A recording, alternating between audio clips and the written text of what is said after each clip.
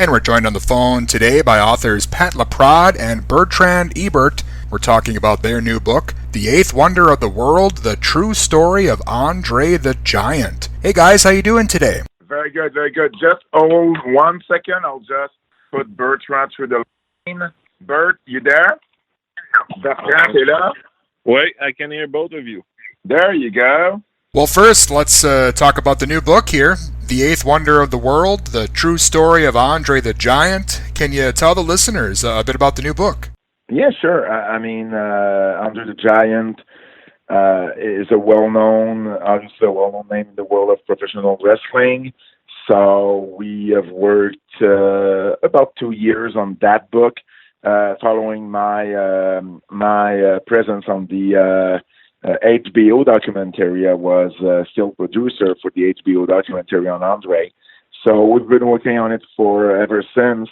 And, we came up with something with more than, 400 pages, more than 100 pictures, pretty well documented and researched book. We talked to everyone that needed to be talked to. And, it's the most comprehensive piece of work ever done on Andre, so we're really proud of it. Yeah, it's definitely a great book, and everybody knows of Andre the Giant, but it doesn't seem like most people really know him, outside the wrestling ring, and you guys have a lot of stuff here that I never knew before. Well, it was very important, to find that balance, because the character took so much room that, often enough, Andre himself, took a back seat to that character in his own life, because there was no going outside with a baseball cap and sunglasses and going incognito for Andre. So as soon as he was out of the house or out of the hotel room, he was on. So to find that person, that Andre Roussimoff, that not a lot of people got access to or were actually able to speak to, was very important to bring that balance, to bring the two sides of the person, because the character took so much place. And as the documentary showed and our research, Andre kept on repeating the stories that they made up about Andre the Giant as if they were his own as he went along with his career. So he became the one who pushed that character ahead of himself so much that, we needed that balance to present a fair story. So what was that process like for you guys putting the book together? Did you spend a lot of time in France with his family and, to get the actual stories instead of the ones, the legends we've all been hearing?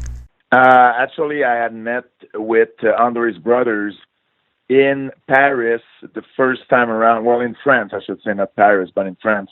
The first time around when I went there with the HBO team.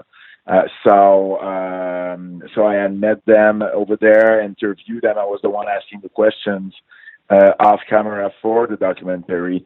But there's so much that you can actually do in an 86-minute documentary, right? So there's questions that I wanted to ask, but that we just couldn't because we knew it wouldn't make it to the documentary. So what I did is go back to France.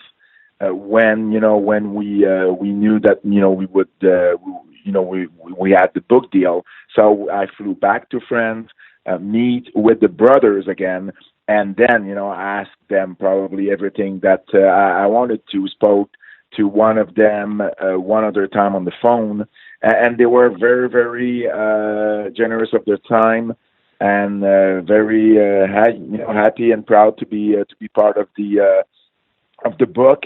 And also, another member of the family that I should mention is Andre's nephew, Boris, who actually lives around here, around Montreal, just south shore of the island.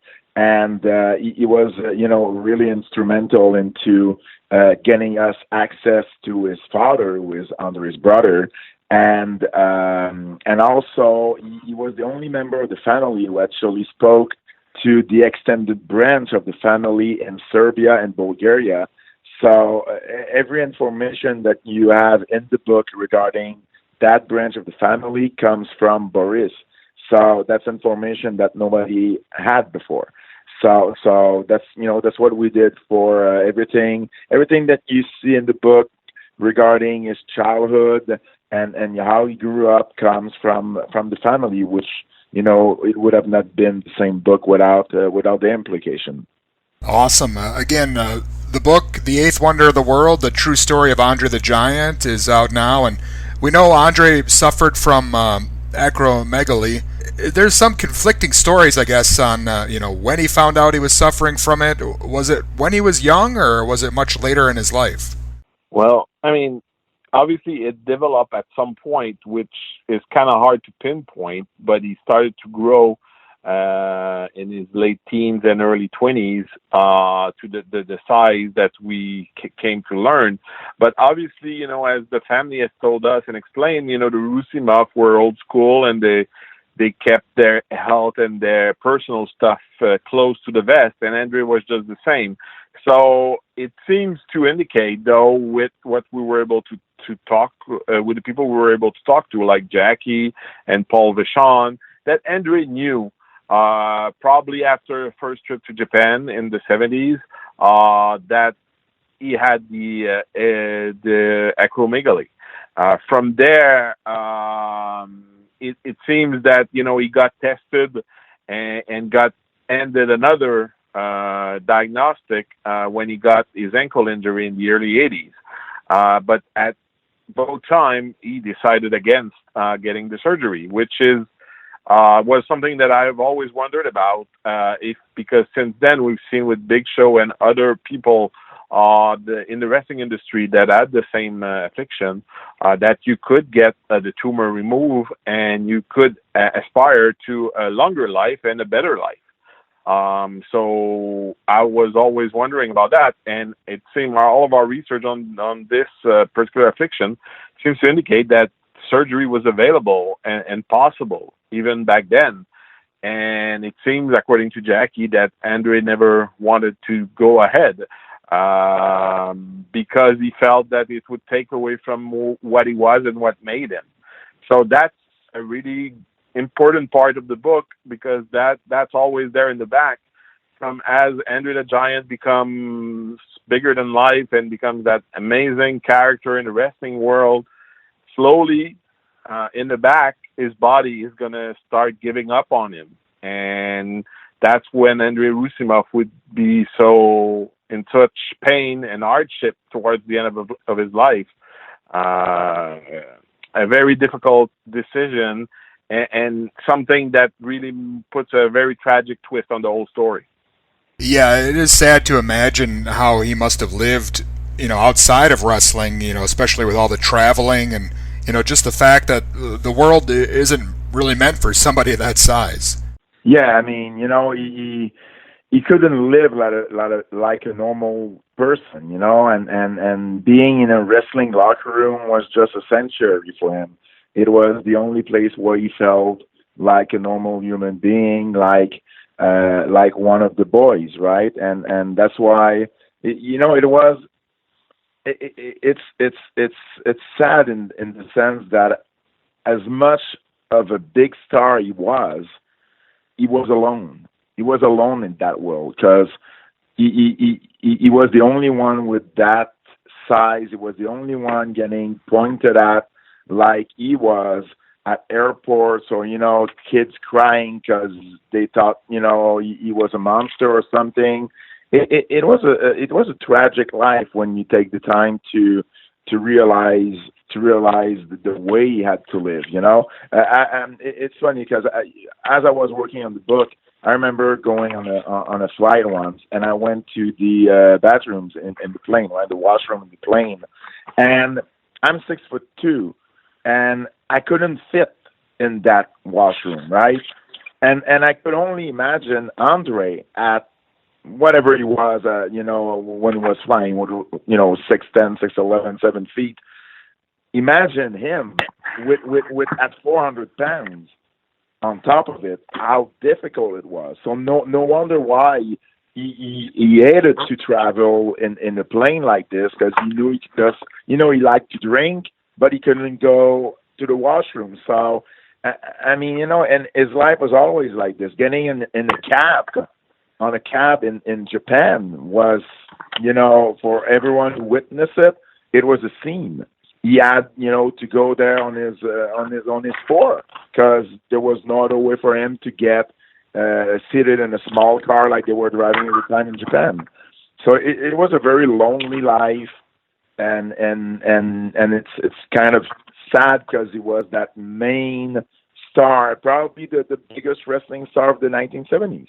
And I think the saddest part of it, Andre was a huge deal when I was a kid, growing up in the 80s, and, probably his most famous wrestling-wise, but, unfortunately he was in such rough shape then. Had he went through with the surgery, he probably could have had a longer life, a longer career, and things would have been a lot better for him at that time.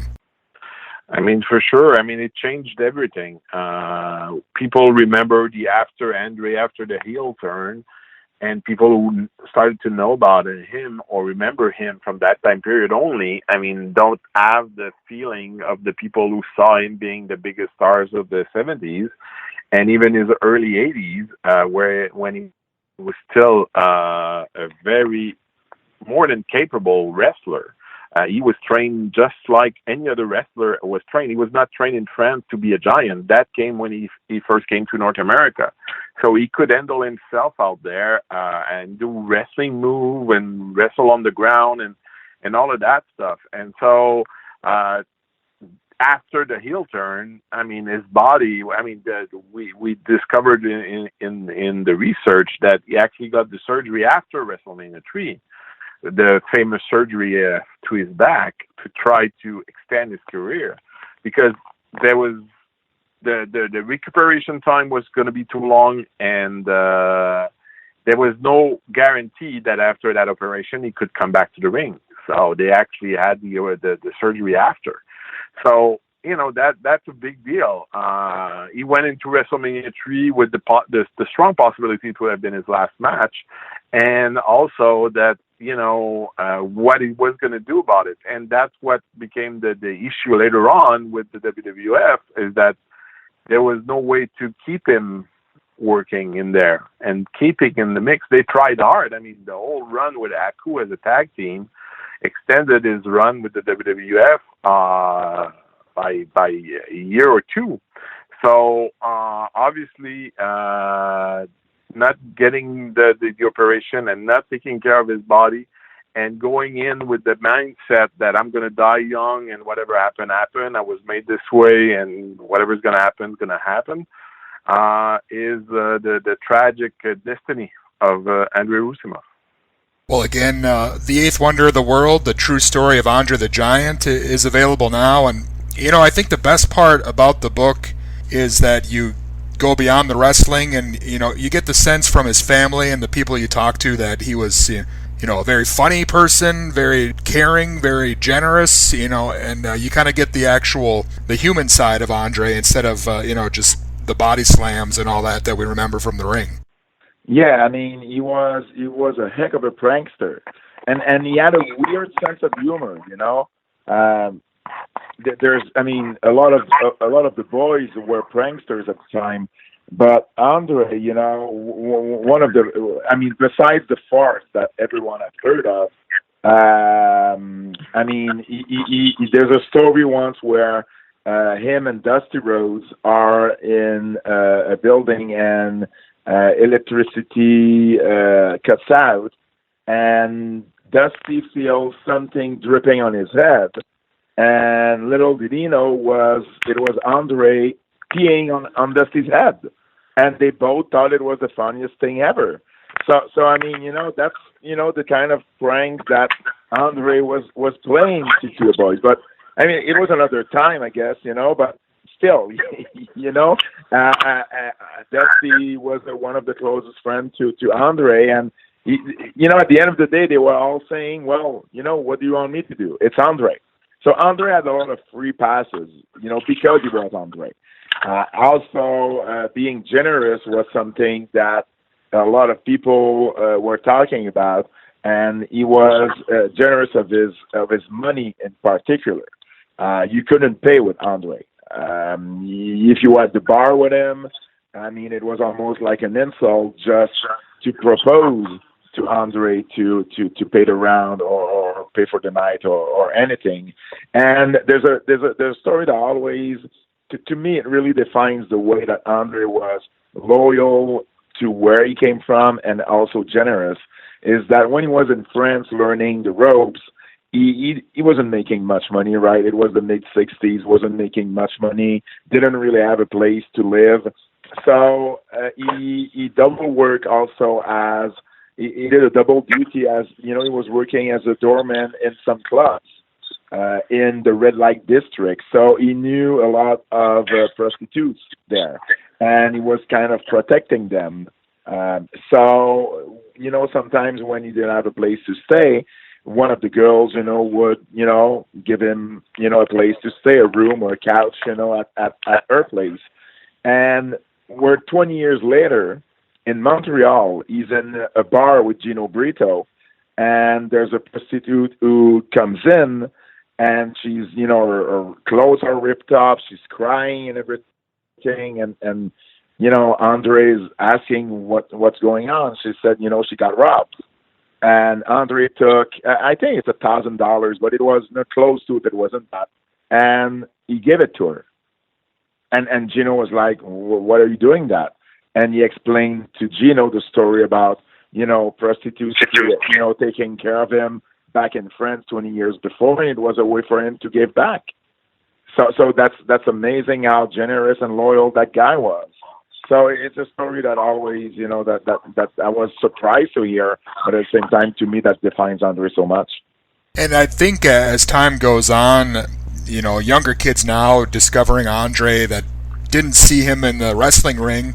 A lot of his movie roles, the Princess Bride in particular, I think really kind of adds to his legend. And, he's kind of transcended wrestling and now is a part of pop culture. Oh, yeah, for sure. I mean, Princess Bride is a perfect example of a place where Andre is going to grow in collective memory completely apart from his wrestling legacy. I had someone at work 2 weeks ago that learned that I was writing the book and was very surprised that the giant actor in The Princess Bride was a wrestler.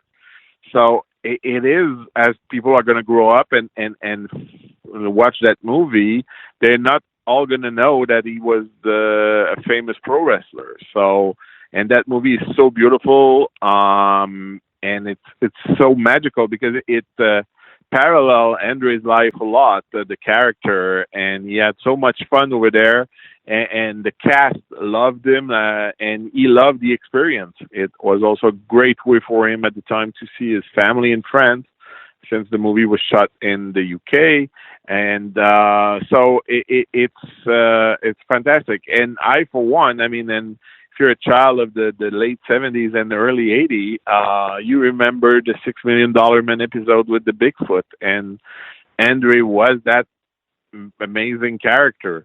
I bought the first picture I bought ever at a wrestling show is the picture of Lee Majors, Andre the Giant, and Andre as Bigfoot that actually appears in the book. And that was like just amazing because, the $6 Million Man was such a hot TV show, and wrestlers usually didn't appear in that type of entertainment. Even for the boys, I mean, we have some of his colleagues at the time that were so impressed that he would actually appear on such a popular television show. So it just placed him in a class of his own compared to his peer of the time frame. And he will grow his own legacy through those roles completely apart from wrestling. Definitely. Well, again, the book just out, guys. Is there something else in the works from you two, or something else we should be looking out for? Well, we have a project that we've been working on for a long time, and never found the time to finish it with another wrestling historian, Nathan Hatton. About we've written a book on the history of Montreal wrestling called Mad Dogs, Misses, and Screwjobs. So that would be kind of a prequel to Mad Dogs, Misses, and Screwjobs. So the history of Montreal wrestling from its beginning to early 1900s. So that's something that we're going to try to finish over the next year and a half. And as far as other biographies, well, we always have ideas. So let's see if any of them interest ECW Press or our French, as we write both in French and English. So we have also a French publisher here. So let's see what the future holds. I mean, so far all the projects have led to the next project. So as you grow older, you start to have faith that everything will fall into place. So we're very happy about the reaction for the Andre the Giant book. Yep. Even though it's not easy for people to get the book, the electronic version of the book is available everywhere. It's still available online through Indigo in Canada and Barnes & Noble in the U.S. if Amazon is not in stock bookstore will open hopefully soon. And, it's also available even in audiobooks, which is also very fun and different to hear the work you've done spoken by an actor.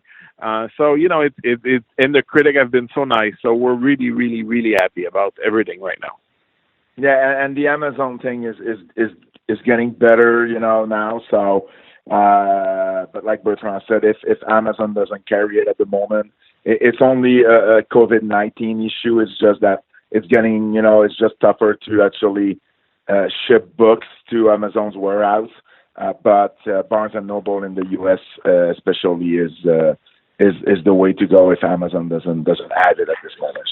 Excellent. Well, again, hopefully the listeners out there get a chance to check out the book. I'm almost through with it now. I've read it in about a day or two, and I'm looking forward to whatever's next for you guys. Thank you so much for your time today. Thank you. Thank you. And again, that was authors Pat Laprade and Bertrand Hébert talking about their new book, The Eighth Wonder of the World, The True Story of Andre the Giant. It's available now.